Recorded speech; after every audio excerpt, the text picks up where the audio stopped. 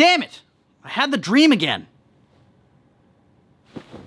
This is a Bionicle. And I know what you're thinking, why is this man, dawning upon his 30s, talking to me about such a childish, yet auspicious looking toy? Well, that, my friend, is because Bionicles represent such a simpler time. 2001, the year Golden Sun came out, the year the Nintendo GameCubes hit store shelves, but most importantly, the dawn of the Bionicle. So naturally, loaded with the canoe of nostalgia, I jumped at the idea of covering the 2003 game. But what I thought was going to be a quick little hee-hee-ha-ha video spiraled into something so much more. So grab yourself a drink, because you're gonna need it. Bionicle the game was produced by Electronic Arts and LEGO Interactive. It was developed by Argonaut Games and, oh wait, sorry, you don't know who Argonaut Games are? They're just a little company behind the PS1 Harry Potter games, Croc, and you know, the SNES Star Fox games. Oh, and also they invented a little something known as the Super FX chip. Yeah, you know the little computer piece that sits in the SNES that allows Star Fox, Yoshi's Island, and Doom to render 3D graphics? That Argonaut. In 2001, LEGO reached out to Argonaut Games, and with the help of their co-publisher, EA, they started development on Bionicle the game. After 2 years of labor, on September 1st, 2003, just 12 days before Bionicle the Mask of Light movie was released, Bionicle the game, aka Bionicle 2003, made its debut in North America on PC, PS2, GameCube, and the original Xbox copy that. Coffee that. However, Bionicle did not sell well, and its reception was lackluster at best, reaching as low of a score as 3.5 out of 10. It wasn't long after Bionicle's release that in 2004, Argonaut laid off most of its staff, and in 2006, closed its doors for good. But surely Bionicle was not the reason for Argonaut's demise. I mean, how could it be? They created the Super FX chip. They created star platformers like Croc and Harry Potter PS1. Bionicle, a franchise loved by many a children, couldn't have sold poorly. Could it? Well, old friend, it's time to boot you up and relive some of those sweet, sweet playground memories. It was an accident. I'm sorry. Bionicle the game is an action platformer focused around the Toa, spirit guardians of the great Isle of Mata Nui. You progress through each of their individual chapters, solving puzzles, finding Matoran villagers, and fighting back the darkness spread by the Makuta pterodax. There are a total of 6 Toa, and each Toa has a color corresponding with an element. We have Toa Tahu, Spirit of Fire, Kopaka, Spirit of Ice, Gali, Spirit of Water, Pohatu, Spirit of Stone, Onua, Spirit of Earth, and Lewa, Spirit of Air. Each Toa also has a Kanoe of Power, a mask that grants a specific ability to said Toa. However, the Toa designs in-game look a lot different than their toy counterparts. I mean, look at the back of the masks. They look like this weird fastening that you'd find on the back of a hockey mask. Not to mention they're missing the crystalline brain pieces, which I'm honestly a huge fan of, but somewhere down the line, Argonaut thought this looked better than this. Now our story begins with Turaga Vakama telling the tale of the Toa being sent from the heavens by the great spirit robot Mata Nui. However, the celebration is cut short when a Matoran named Takua appears in distress, saying that he's being chased by some monsters. The Toa then heroically jump into action and deliver some of the best lines in the game.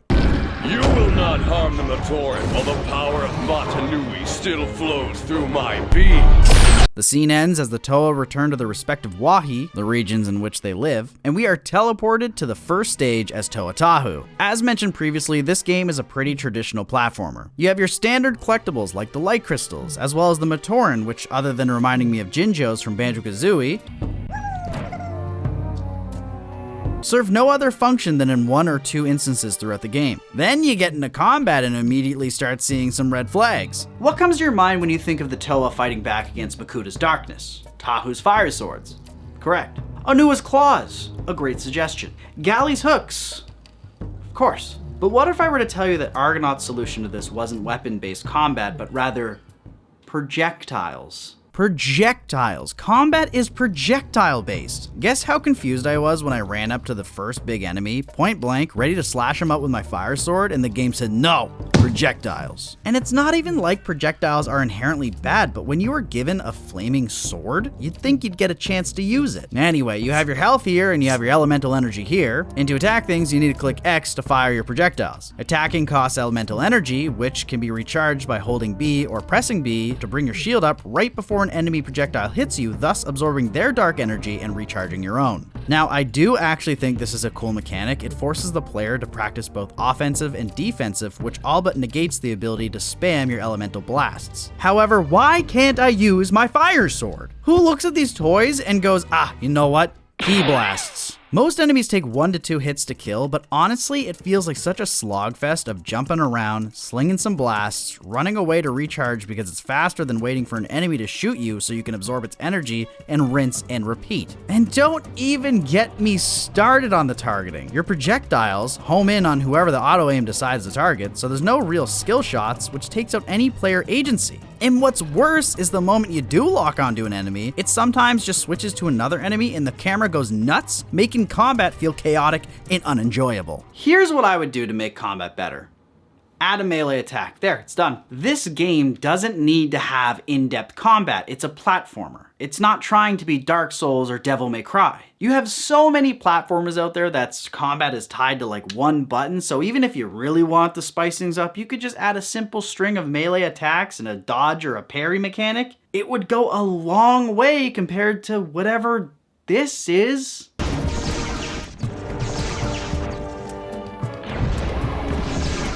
Maybe I'm being too hard on this game, but maybe I'm not. We get to the end of Tahu's chapter and we have our first boss fight with the Balrogs, which is the exact same fight we will be seeing in several future chapters. They all roll around you until one of them pops out and you have to shoot it a few times before the next one pops out, and it's honestly just boring. I remember this being a lot harder and a lot more interesting as a kid. Akrana. Oh, what's it doing to my mind? I think you know. I think you in the back know. The person sitting next to you, he knows. Now with the second chapter, things start to pick up a bit. We see Tahu and Kopaka walking in the icy wilds of Kauai. And you know, some people will just look at this and say, hell yeah.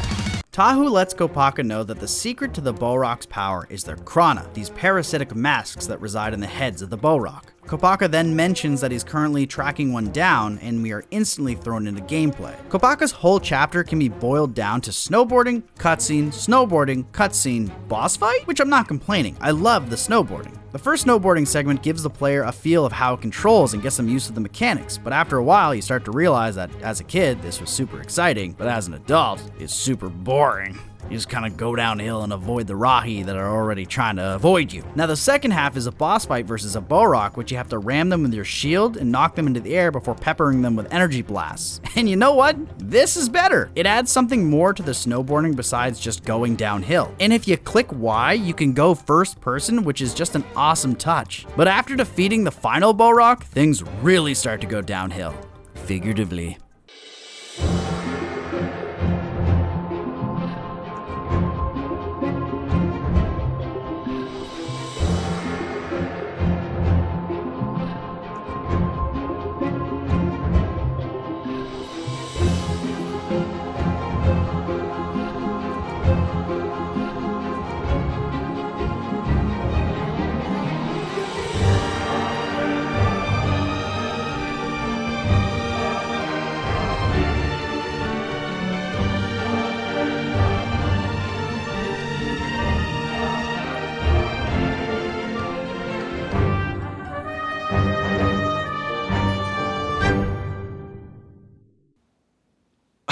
Okay, what?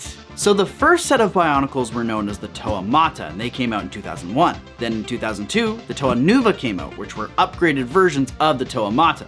But in this game, you play as Toa Tahu and Kopaka in their Mata forms and everybody else in their Nuva forms, which leads me to believe that this game had cut content. Now I know what you're thinking. Why do you think that, Riley? I am so glad that you asked. You see, in the 2001 story arc, they defeated Makuta Pterodax, and then in the 2002 story arc, the Toa Mata infiltrated the Balrog Swarm's nests. It was there that the Toa Mata defeated / imprisoned the Balrog Queens, aka known as the Balrags, and in their victory, the Toa Mata slipped and fell into energized protodermis, which is basically liquid destiny, which either turns you into something new or blows you up.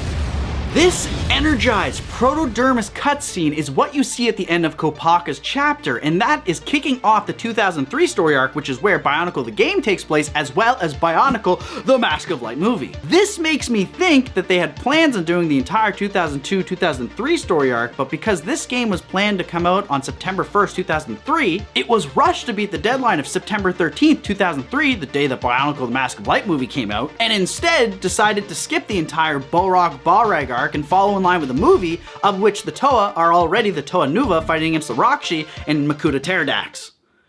Did you get all that? So here we are, not even halfway through Bionicle the game, and it's got more red flags than Moscow in 1945.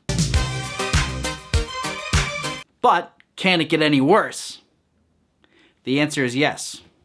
Let us go. Gali's chapter strangely holds the most nostalgia for me. I remember being specifically on these green hills while sitting on my bedroom floor. Gali has to save a set amount of Matoran in her chapter to open the path to the Balrogs, which is fine and dandy, but some Matoran are stuck in these purple force fields, and I kid you not, I got stuck here for 20 minutes trying to figure out how to get them out. What you're supposed to do is fully charge your energy, then immediately hit Y to trigger your Super Nova. But my dyslexic brain saw X, so I just sat there hitting the wrong button for 20 minutes. I can't defend myself, it was really dumb. And as annoying as that is, Bionicle the game probably has one of the worst swimming mechanics I have ever experienced. Gali, the Toa of water, is supposed to embody water to flow freely among the oceans of Mata Nui. Well, what if we made an arbitrary rule that to dive deeper, you have to get out of the water, climb up somewhere high, and dive back in? Let me repeat that to you. You need to get out of the water and jump off a cliff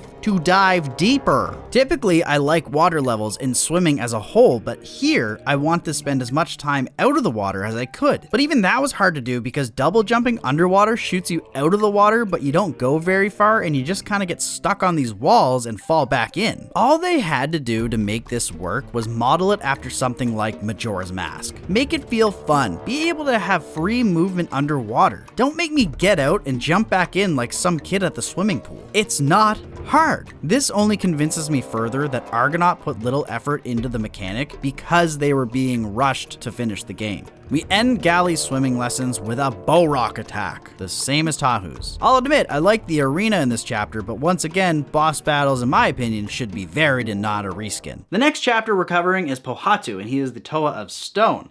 And he uses his Kanohi Mask of Speed to utilize his strong legs and kick boulders and protect the Matoran of Pauahi. Aww. Now, Pohatu is my favorite Toa, but for some reason, I cannot remember for the life of me what his chapter's like.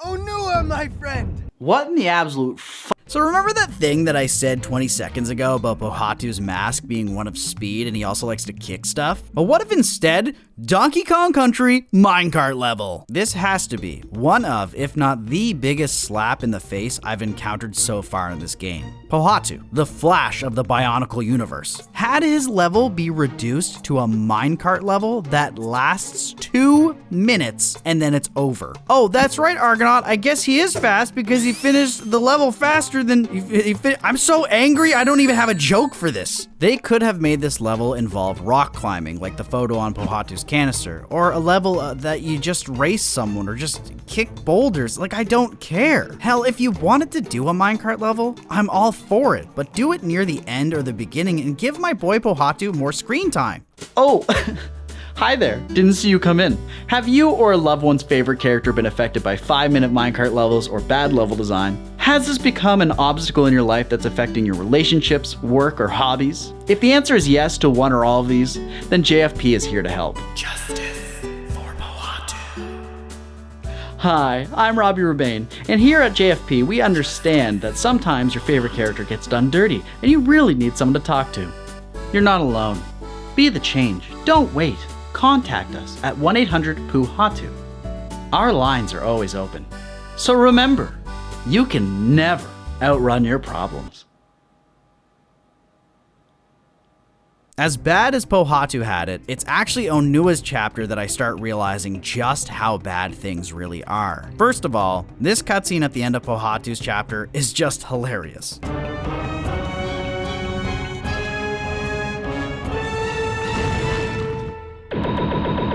Like, where's the sound effects? Onua then awakens, and of course the caverns are crumbling all around him, except they aren't. There is no time limit, there is no urgency. You can bet your little Coley those walls are never coming down. What's worse is this chapter is built around Onua's Konoe Mask of Strength. And kudos to Argonaut for finally using a mask power in a level, but instead of doing some cool Herculean feats, how about we push rocks onto switches? Not only push rocks, but push rocks with horrible collision detection. I understand at this point, it's not Argonaut's fault. This level is so simple and so quick, it's easy to see that they were just rushed to finish this game. They could have had Onua digging with his claws, or doing something similar to Knuckles in Adventure Battle 2, where you go around climbing and burrowing for gems in a big open area. Doing something, that makes you feel kinda strong, but pushing stones onto switches is bottom of the barrel in terms of level design. All this chapter consists of is moving room to room, moving these stones, and fighting the Rakshi who- wait, is that the green Rakshi from the end of Pohatu's chapter? Why is it in a vat? What is this boss fight? It makes no sense! I did say I wanted boss variety, and I guess I got it. If you're wondering what happens to Onua after beating the Rakshi, your guess is as good as mine, because after you win, the scene swaps to Gali meeting up with Lewa. Bionicle, the game, aka Bionicle 2003's jankiness comes full tilt here. First off, the environments look like they were not polished at all. Like, look at this tree! It's a cylinder with 2 branches on it, copy and pasted a few times around the map. It really seems like the further you go, the less effort was put in. The windmill here is the exception, as it looks super beautiful, but it only makes me sad thinking that this game could have had expansive open world areas for each Toa to explore, but instead we got the Control-C, Control-V special. Lewa's chapter starts by surfing on trees and gathering his Matoran to teleport him to the next area, but these launch pads that are supposed to send you into the air don't. Naturally you think, hey, let me jump on this and it'll send me up, but nope, you have to walk on them. The next section, however, Lewa is wind flying around the jungles of Lewahi, and well, it's actually pretty fun. Wind flying, for the most part, is super responsive. Vine swinging seems to work fine, and the platforming's not all that bad. Probably the most fun I had since snowboarding. However, you get to the boss fight, and it's ridiculous. You're basically playing Fall Guys Hexagon versus a Rakshi, and it's so boring. Also, why is Lewa holding a Krana here? Rakshi don't have Krana. I don't know if this was a bug or they just accidentally put in a Krana instead of the Karata parasites, which now that I'm saying out loud, I can kind of understand the confusion, but it's a pretty big oversight, lore-wise. The final chapter has us revisit Tahu in his Nuva form, and oh buddy, strap in for a high-octane race against the Rakshi. This was my most anticipated part of the game, because I remember this: the fire, the speed, the adrenaline. This was Bionicle 2003.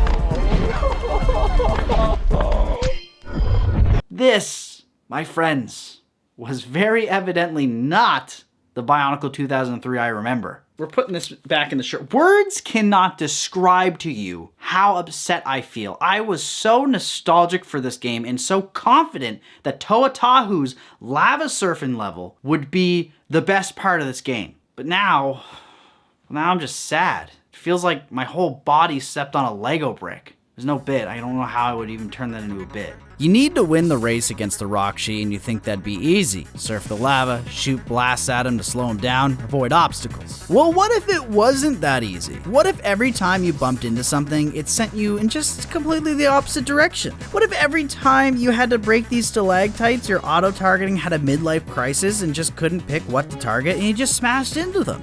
What if when you veer just a little too off course, the game respawns you underneath a giant fist that immediately crushes you? What if this game sucks? We defeat the Rakshi and are treated with a quality cutscene where the Mask of Light gets blasted over to Takua, the Matoran that's been following you around the entire game. And bam! 7th Toe of Light, Takanuva. Huge spoiler if you haven't watched the movie. Takanuva instant transmissions and we are face to face with Makuta Pterodax. The final boss fight it's not very fun. The first phase is just Pterodax teleporting around, laughing and spawning enemies in a pretty cool arena. The fight though is super bare bones as you just kind of spam energy bolts on the enemies he spawns, and once the barriers are lowered, you hit him. This fight kind of breaks the rules of the game set in place with combat. You are taught to attack, then recharge on the defensive. But in this phase, you just go hog wild as there's no fear of dying or running out of energy. Now the second phase, even worse. The arena shatters and you are falling down a large pipe, which is actually pretty cool. But you need to go stand on these platforms to take your shield down, then reflect energy balls back at him with your shield like he's Ganon. Progressively, the rocks get super wobbly, and if you're standing on them with your shield up, you have no hope of getting off in time because the shield animation is so long. But thankfully, with some good placement, the second phase can be done in a few minutes.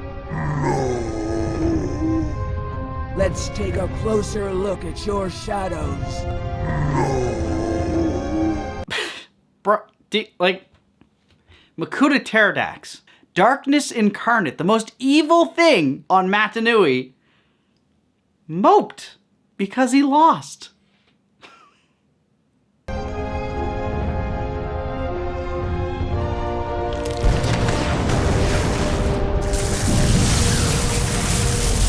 Light and dark are balanced, revealing the will of Mata Nui. Perpetual darkness has been exiled from our lands. Let us awaken the Great Spirit.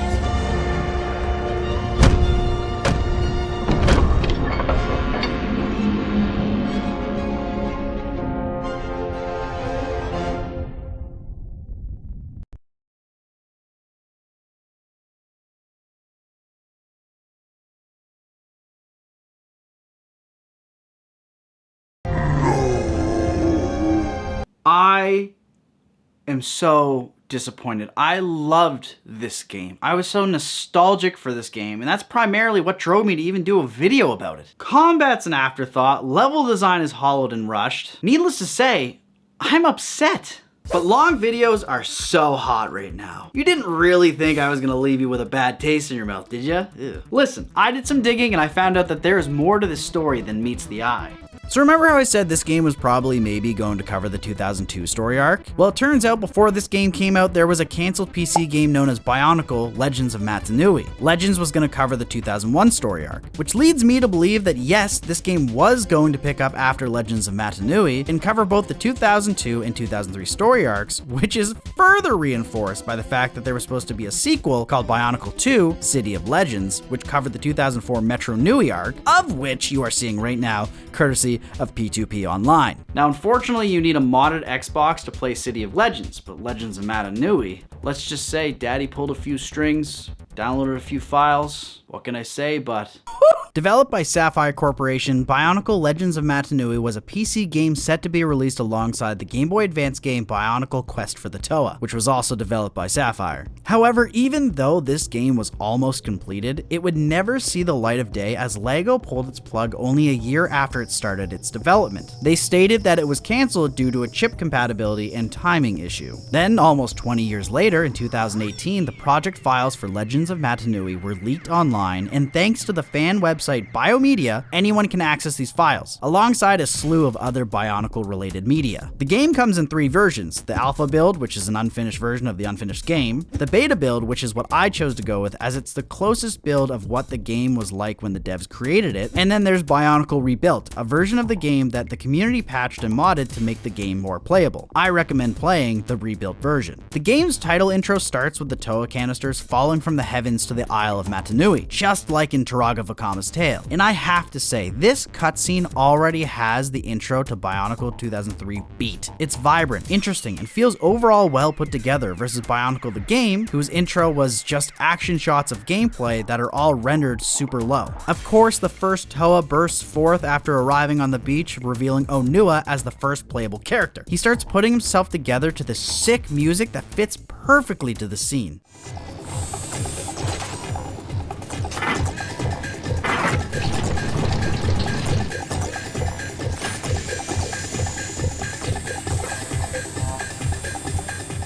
That's something I don't think I brought up in the previous section. Bionicle 2003's music is non-existent. I don't even remember any tracks that play, but Legends of Mata Nui.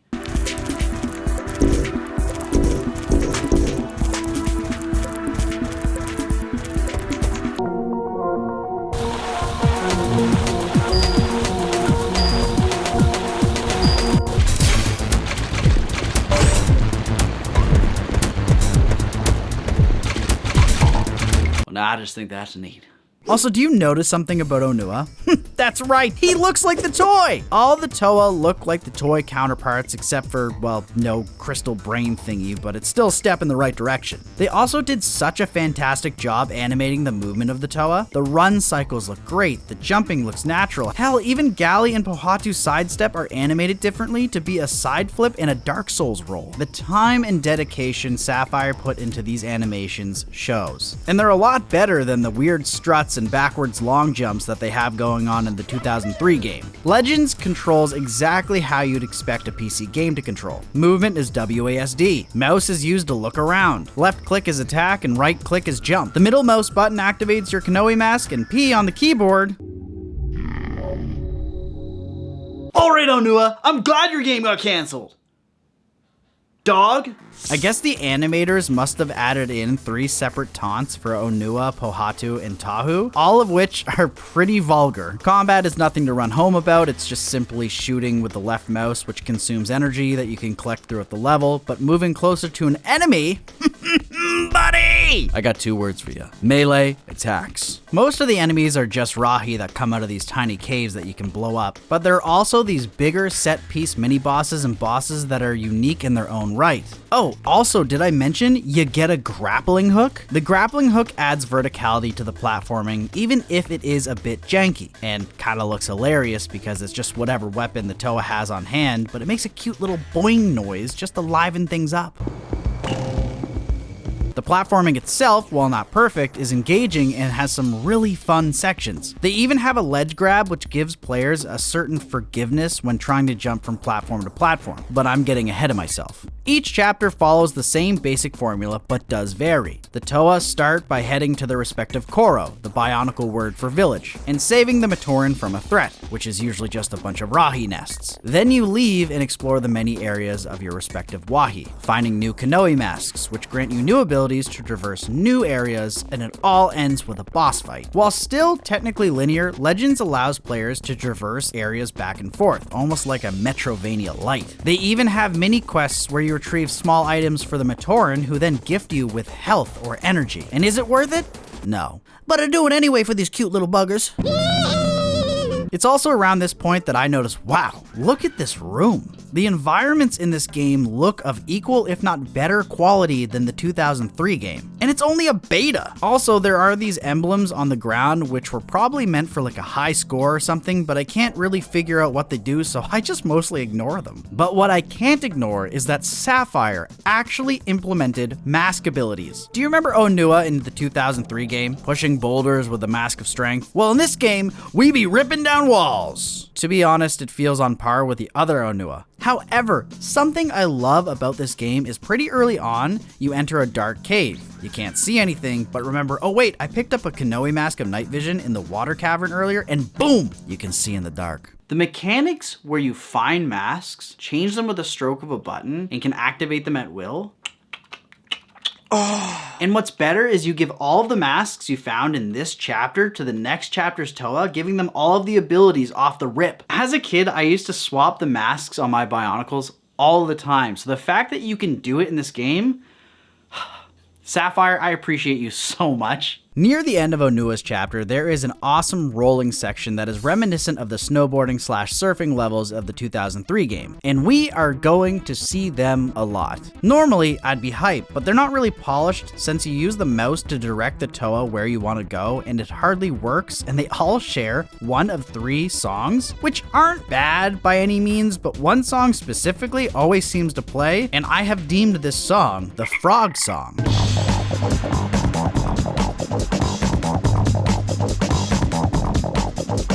And it never gets old. Before each boss fight, your Toa must find an elemental stone that grants a super attack that can be performed by clicking the Alt key, and the attacks are cool, but they aren't that useful as you kind of get them before the boss, and then you lose them in the next chapter. Onua's boss is against this cute mud elemental that needs to be hitting his weak point a bunch of times before he's defeated, and I have to say, as basic as this boss fight is, the overall boss fight experience in Legends is far better than Bionicle 2003. It feels like there was actually time put into them, even if some of them still kind of stink. At the end of the chapter, each Toa is giving a Makoki stone, and is given a cutscene where your current chapter's Toa meets the next chapter's Toa. And let me tell you, these cutscenes are great. Each one shows off their personality through the actions they do in the dialogue. My favorite is the cutscene between Pohatu and Kopaka.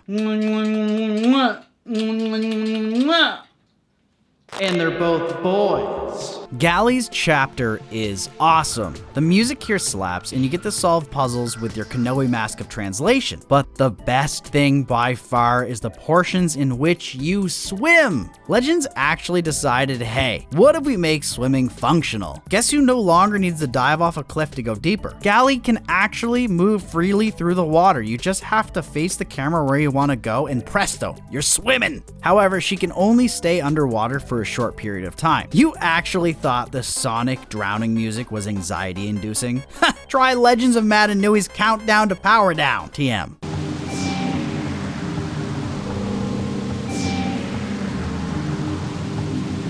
Hello, how are you? I am under the water. You have 3 countdowns until you die. Technically, you have 2, because on the 3rd one, you just die. What's even worse is there is a whole section where you have to get Gali's Kanoe Mask of Water Breathing, which, as you can guess, lets you just breathe underwater longer. But the section itself is an underwater cave system that is just way too claustrophobic and has tons of dead ends. You have to trial and error your way through the tunnels while grabbing these tiny bubbles that refill your oxygen levels. And once you do get the mask, you enter into this underwater ruin puzzle area that I can't help but think is so reminiscent of the underwater area in Super Mario Sunshine's Noki Bay. Also, I guess they didn't add all the boss names as Gali's elemental just doesn't have a name. I just call him Tubes. This fight is awesome. You have to shoot into tendrils as it sucks you in, or else you get flung away and take damage. This is what I mean by the boss battles actually feel like they have thought put into them. There's mechanics. After we defeat Tubes, we meet with none other than the Toa of Stone, Pohatu.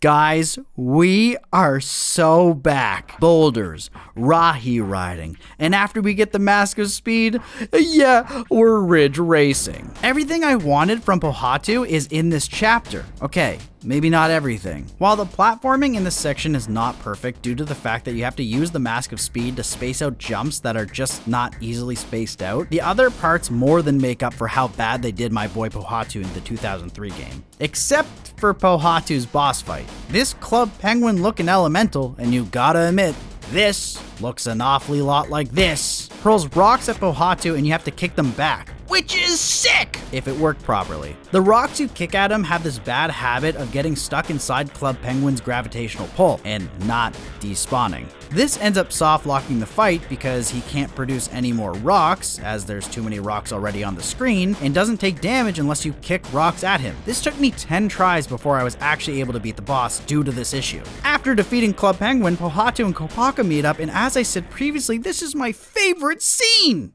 Oh, hi, Kopaka. You're looking really cute today. Oh, thanks, Pohatu. You too. Maybe we should, kiss? Oh, that sounds pretty good.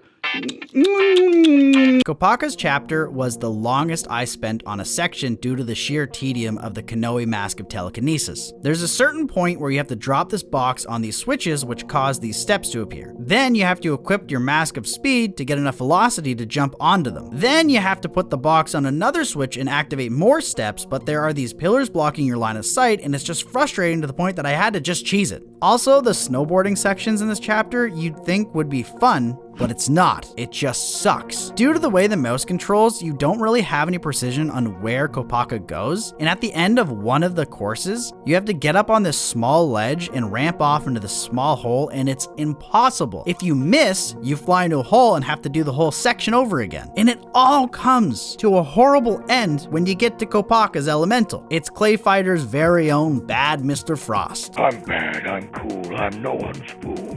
At the start of the fight, you come flying Mach 3 down these slopes, and you better know where you're going, because if you don't, his whole gimmick is he slams into platforms and you need to jump at the right time to avoid the tremors. He then will turn to slam the next platform, but his big dumb hands and his big dumb hitboxes nudge you off, and it's so unbelievably frustrating. You just fall off so easily, and it's less about focusing on the mechanics and more about avoiding his big dumb hands. After defeating Bad Mr. Frost, we are sent to the jungles of Lewahi, where we find Lewa, who in this game is more monkey-like than in any form of media I've seen him in, and I love it. But what I don't love are these vines. You know how in games you're supposed to let go of a vine at the last second and it'll send you to the next vine? Well, in Legends, it's anyone's guess! It feels like there is never a moment where you can let go and cross to the next one consistently. At least the area here looks super nice, and the Mask of Levitation is a really cool concept, but I feel like it could have been implemented better. You activate it and you can jump higher and fall slower, but it also allows you to take these up drifts that are sprinkled throughout the level, but these sections are just kind of slow and boring. Lewa's chapter boss is a tornado dude that you have to shoot into water 3 times to kill. Each time he'll come back out and spin around the map pulling you into him, but it's not that bad and he doesn't really take very long to kill. After defeating him, Lewa falls down a hole and slams into the lower areas of Mata Nui, where he meets Tahu. In my opinion, Tahu's chapter is the most fleshed out in regards to level design and variety. Much like the other chapters, you have every mask at your disposal. Not that you'll use much beyond the levitation and speed mask, because there's a lot of platforming in this chapter. Normally this wouldn't be an issue, but for some reason, after Pohatu's chapter, the platforming in subsequent chapters became increasingly more frustrating. For example, after fighting Tahu's Kanohi Mask of Shielding, you can enter rooms that were previously too hot to survive. I say rooms, but there was only one, and it sucked. It's a grappling hook puzzle which involves perfectly timing your releases to land on a platform, and if you incorrectly calculate your trajectory, you die. Math equations aside,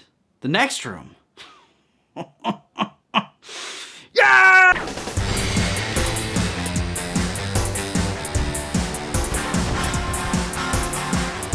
Man, the lava surfing in this game is it! Controls are strangely smooth compared to the other chapter surfing segments, and guess what? No frog song! Instead, you get this weird Nickelodeon cowabunga song, and I am living for it! However, that awesomeness is cut short. You see, someone at Sapphire thought it would be really funny to have this platforming segment where you have to hit all these switches to open a door, but also have a giant Tahu mask consistently assaulting you with fireballs while dancing around narrow ledges that if you fall off, you fall into lava and die. I died a ton of times here, and that wonderful cowabunga dude Nickelodeon song ended up slowly driving me insane.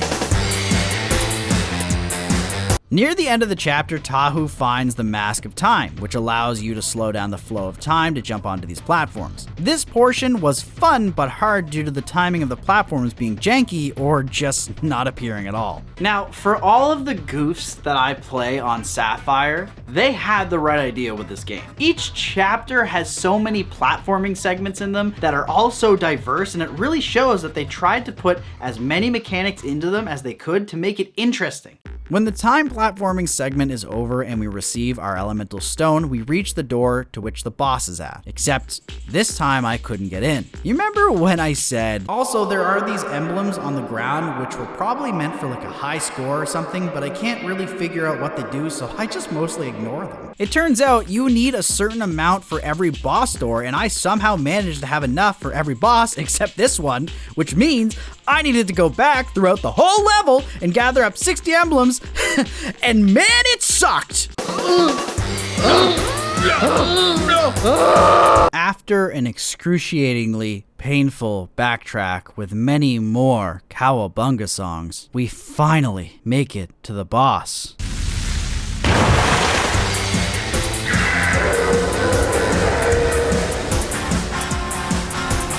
Cool. I'm gonna go commit a crime right now.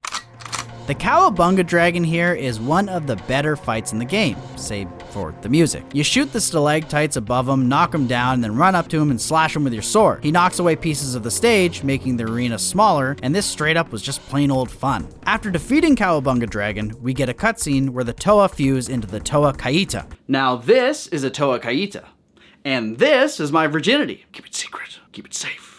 But it's here where my issues with this game really started. The Toas unfuse and each have to take on their own trial that represents their chapters. This is great until you get to Lewa's level, where you have to swing from these 12 vines in a row and get to the end. Now remember what I said about the vines not having a consistent jump off time? Well, imagine doing that 12 times in a row and needing to get it perfect every single time so you could get out of the level. It didn't work. It does not work. It's impossible. Nobody can do that. I hate it! Guys, I'm gonna be honest, I couldn't beat this game. I even went into the debugging menu to beat the vines part and then go to the Kaita part, but it just kept bugging out and crashing, and I know my limits. And I want to be completely clear. I don't think Argonaut Games or Sapphire are bad developers or companies or whatever. I think both companies were stretched extremely thin by the higher ups, and one was a released game that wasn't finished and the other one was an unreleased game that wasn't finished, resulting in two games that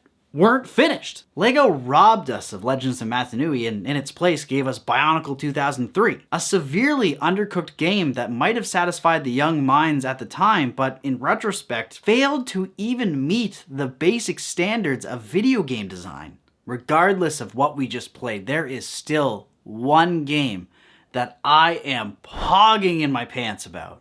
This multi-decade-old franchise has been kept alive not by LEGO, but by the community. We show our love through storytelling, showing custom builds, and creating content about Bionicle. But there is one very special project I think embodies the Bionicle 3 virtues the best. A project that has the ability to unite the fandom, the duty to provide a game that we have been oh so desperate for, and the destiny to go down as the greatest piece of Bionicle media ever made. And that is Bionicle Masks of Power. This fan-made project led by Team Konoe is not backed by LEGO and not funded at all. It's just a team of extremely passionate people who want to share their love of this franchise. I downloaded one of the press kits and got to watch some of the gameplay, and let me tell you, I was blown away. Combat looks straight out of a modern action RPG. Controls look tight. They have mask mechanics, and since it's being built in Unreal Engine 5, it looks amazing. The Toa even have the crystal brain part. I love it. Masks of Power should be early access sometime this year, and I for one cannot wait to play it. So please, if you love Bionicle as much as I do, please go give these guys a follow and your support. So in closing, Bionicle 2003 was unfortunately not great. Legends of Mata Nui was fun and had a lot of potential, but was unfinished. And Masks of Power is the most promising Bionicle game I have ever seen. But until Masks of Power comes out, I will be tucking my Bionicles safely in bed. And you. What, you don't kiss your Bionicles goodnight?